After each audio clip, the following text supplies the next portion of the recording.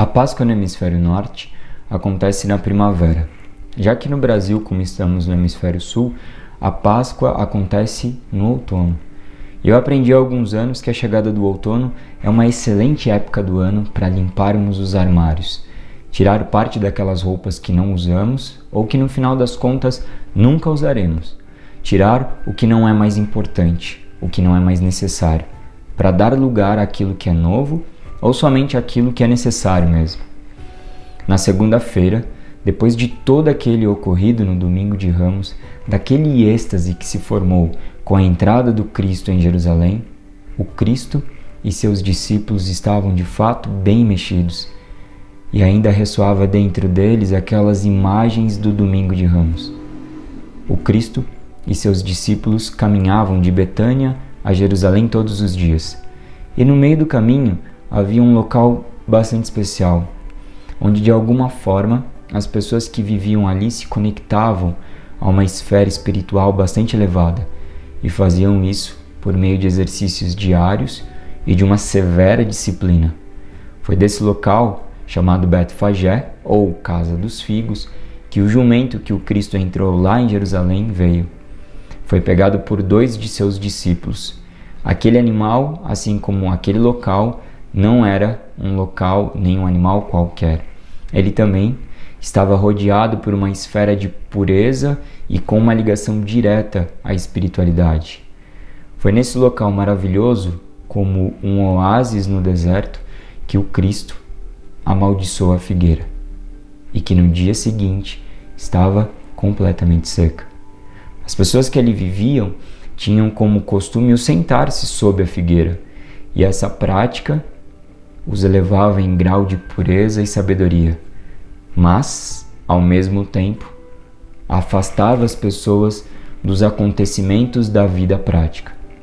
Essas imagens e esse dia para mim são muito importantes. Eu tomo essa imagem como um grande desafio, o desafio de buscar estar mais consciente da importância da realidade espiritual, porém, sem deixar de lado a vida prática. Aquela que era vivida na cidade de Jerusalém e essa que é vivida por nós com todos os nossos problemas e questões diariamente. Eu fico imaginando o mundo como um grande salão escuro e que a cada nova pessoa que acende uma luz, esse salão se ilumina um pouco mais. Quanto mais luzes nesse salão se acendem, mais claro ficará. Não para aquele que acendeu somente, mas para todos.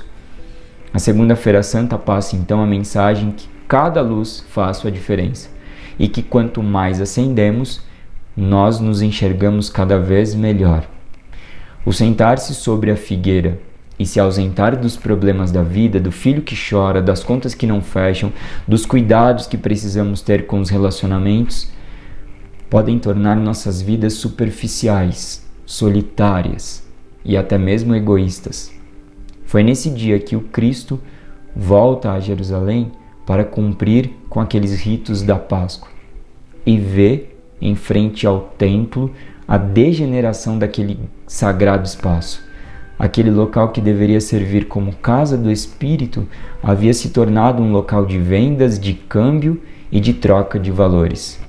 Na imagem da antiga figueira estava a decadência dessa consciência religiosa, que se afasta do mundo vivido. E na imagem do mercado, que estava em volta do templo, a decadência do culto religioso da época. A segunda-feira é o dia da lua, e a lua, com sua polaridade, apresenta seu lado escuro e seu lado claro. Nós aqui da Terra temos a experiência de admirar a olho nu somente um dos lados da lua. O viver pela metade, assim como a lua, não faria mais sentido depois do surgimento do sol, o surgimento do sol do Cristo. O Cristo surge como um sol e faz a lua das antigas vivências se esconder na escuridão. E é nesse equilibrar entre luz e sombra que vivemos, mas é nessa possibilidade da clara luz do sol de nos transformar é que podemos viver. A Páscoa pode trazer grande força de renovação e o surgimento do novo em nós.